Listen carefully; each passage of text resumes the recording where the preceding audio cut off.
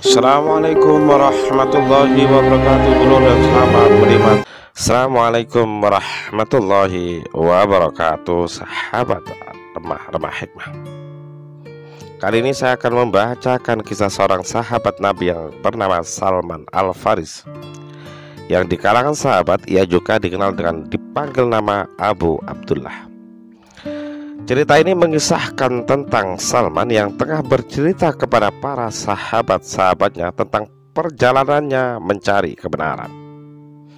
Bagaimana ia meninggalkan agama nenek moyangnya bangsa Persia, masuk ke agama Nasrani, dan dari sana pindah ke dalam agama Islam. Bagaimana ia telah meninggalkan kekayaan berlimpah dari orang tuanya dan menjatuhkan dirinya ke dalam lembah kemiskinan demi kebebasan pikiran dan jiwanya.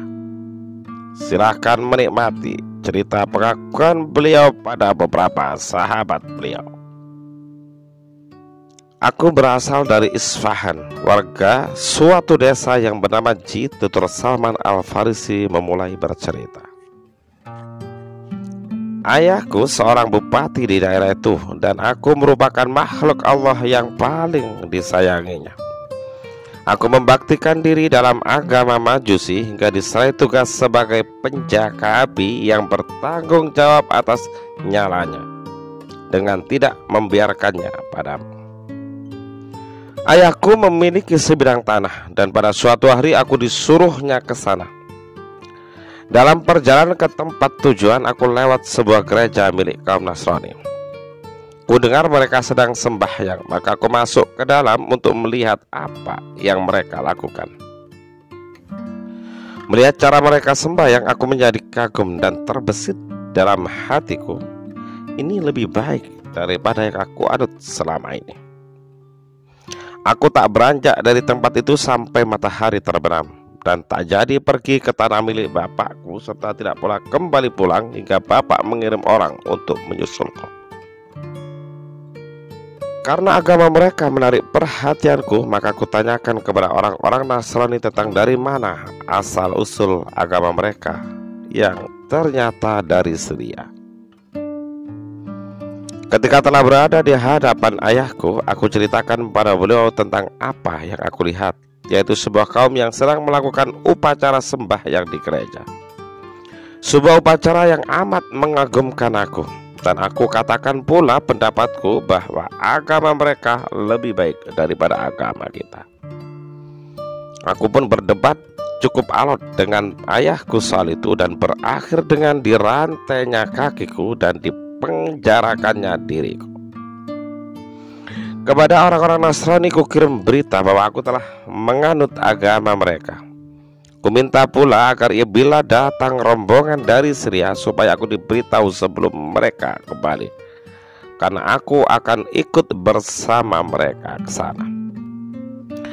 Permintaan itu mereka kabulkan, maka ku putuskan rantai lalu meloloskan diri dari penjara dan menggabungkan diri kepada rombongan itu menuju Syria. Sesampainya di sana, aku tanyakan keberadaan seorang ahli dalam agama itu. Dijawabnya bahwa ia adalah uskup pemilik gereja. Maka datanglah aku padanya, aku ceritakan keadaanku. Akhirnya tinggallah aku bersamanya sebagai seorang pelayan, belajar dan melaksanakan ajaran mereka. Setelah cukup lama mengabdi pada beliau, akhirnya aku tahu uskup ini seseorang yang tidak baik beragamanya. Ia mengumpulkan banyak sedekah dari orang-orang dengan alasan untuk dibagikan, ternyata disimpan untuk dirinya pribadi. Setelah uskup itu wafat, mereka mengangkat orang lain sebagai gantinya, dan aku lihat tak seorang pun lebih baik keberagamannya dari uskup baru ini.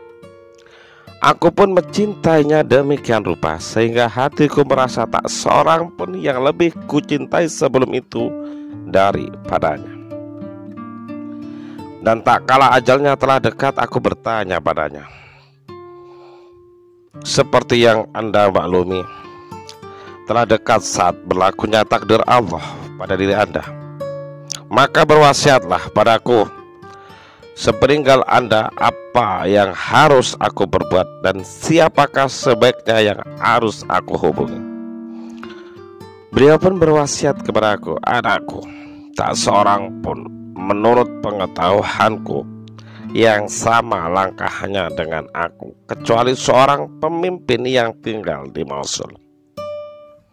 Setelah beliau wafat, aku pun berangkat ke Mosul dan menghubungi pendeta yang disebutkannya itu.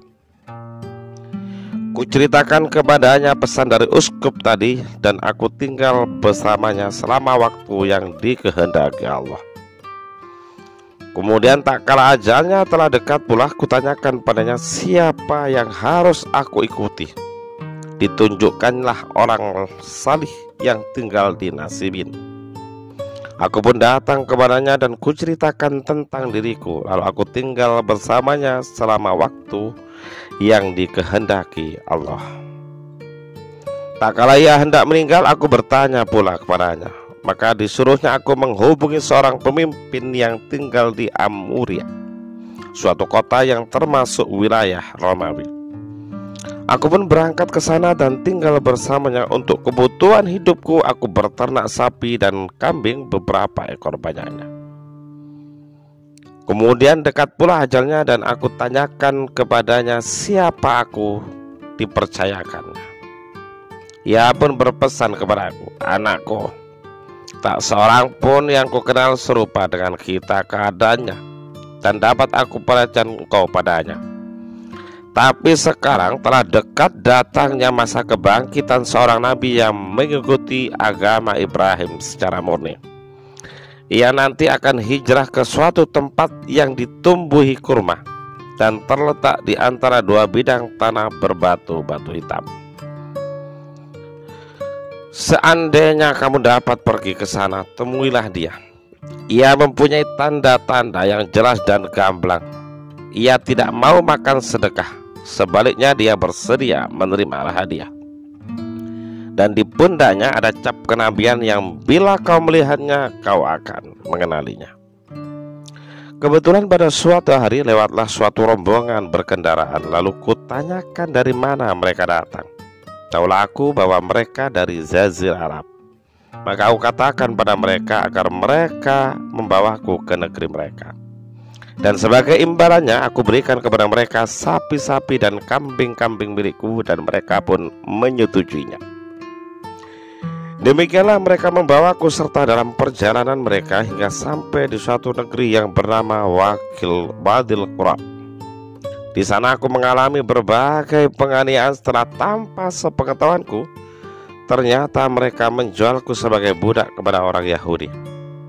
Dalam kesengsaraan sebagai budak, tampak olehku banyak pohon kurma. Aku berharap kiranya negeri ini disebutlah yang disebutkan pendeta kepada aku dulu, yakni yang akan menjadi tempat hijrah Nabi yang ditunggu-tunggu. Ternyata dugaanku meleset. Mulai saat itu aku tinggal bersama orang yang memberiku hingga pada suatu hari datang seorang Yahudi Bani Quraidah yang memberiku daripadanya. Aku dibawanya ke Madinah, dan demi Allah baru saja kulihat negeri itu, aku sudah yakin itulah yang disebutkan oleh pendeta dulu. Aku tinggal bersama Yahudi itu bekerja di perkebunan kurma milik Bani Quraidah hingga datang saat dibangkitkannya Rasulullah datang ke Madinah dan singgah pada Bani Amr bin Auf di Kuba. Pada suatu hari ketika aku berada di puncak pohon kurma, sedang majikanku sedang duduk di bawahnya, tiba-tiba datang seorang Yahudi saudara sepupunya yang mengatakan padanya, Bani Kilah celaka, mereka berkumun mengelilingi seorang laki-laki di Kuba yang datang dari Mekah mengaku sebagai nabi. Demi Allah, baru saja ia mengucapkan kata-kata itu, tubuhku pun bergetar keras sehingga pohon kurma itu bagaikan bergoncang dan hampir saja aku jatuh menimpa majikanku. Aku segera turun dan bertanya tentang berita yang baru disampaikan orang tadi. Melihat aku meninggalkan pekerjaan dan bertanya, majikanku mengangkat tangan lalu meninjuku dengan keras sambil memerintahkan aku untuk kembali bekerja.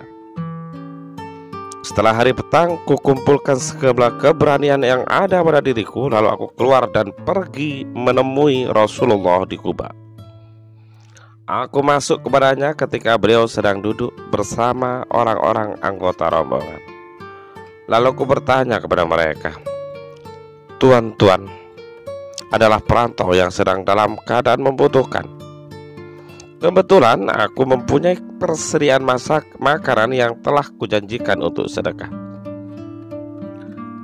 Dan setelah mendengar keadaan tuan-tuan, maka menurut hematku tuan-tuanlah yang lebih layak menerimanya, dan makanan itu kubawa ke sini." Lalu makanan itu kutaruh di hadapan mereka. Rasulullah meminta pada sahabatnya untuk menyebut nama Allah sebelum makan. Tapi beliau tak sedikit pun mengulurkan tangannya menjamah makanan itu. Inilah salah satu dari tanda-tandanya, yakni bahwa beliau tak memakan harta sedekah. Batinku dalam hati. Aku segera kembali pulang, tapi pagi-pagi keesok harinya aku kembali menemui Rasulullah sambil membawa makanan serta kukatakan pada mereka, "Kulihat Tuhan tak makan makanan sedekah. Kali ini aku mempunyai sesuatu yang ingin kuserahkan pada Tuhan sebagai hadiah." Lalu kutaruh makanan itu di hadapan beliau. Rasulullah bersabda kepada sahabatnya agar menyebut nama Allah sebelum makan, dan beliau turut makan bersama mereka. Demi Allah, inilah tanda yang kedua bahwa bersedia menerima hadiah. Batinku dalam hati. Aku kembali pulang dan tinggal di tempatku untuk beberapa lama. Kemudian aku pergi mencari Rasulullah. Kutemui beliau di Baqi, sedang mengiringkan jenazah dan dikelilingi oleh sahabat-sahabatnya. Aku ucapkan salam kepada beliau dan kutolehkan pandangan hendak melihatnya. Rupanya beliau mengerti apa yang aku maksud. Maka disingkapkannya kain burdah dari leher beliau hingga tampak pada pundaknya tanda yang kucari, yaitu cap kenabian sebagaimana disebutkan oleh pendeta dulu. Melihat itu aku meratap, menciuminya sambil menangis. Lalu aku dipanggil menghadap pada Rasulullah di hadapannya. Lalu kuceritakan kisahku kepada beliau sebagaimana yang telah kuceritakan tadi. Kemudian aku masuk Islam. Keberadaanku sebagai budak menghalangi bagiku menyertai beliau dalam perang Badar maupun perang Uhud. Pada suatu hari Rasulullah memerintahkan padaku minta pada majikanku agar ia bersedia membebaskanku dengan menerima uang tebusan. Maka ku mintalah majikanku sebagaimana titah Rasulullah. Sementara Rasulullah menyuruh para sahabat untuk membantuku dalam soal kemuan. Demikianlah aku dimerdekakan oleh Allah dan hidup sebagai seorang muslim yang bebas merdeka, serta ikut ambil bagian bersama Rasulullah dalam perang Khandak dan peperangan lainnya.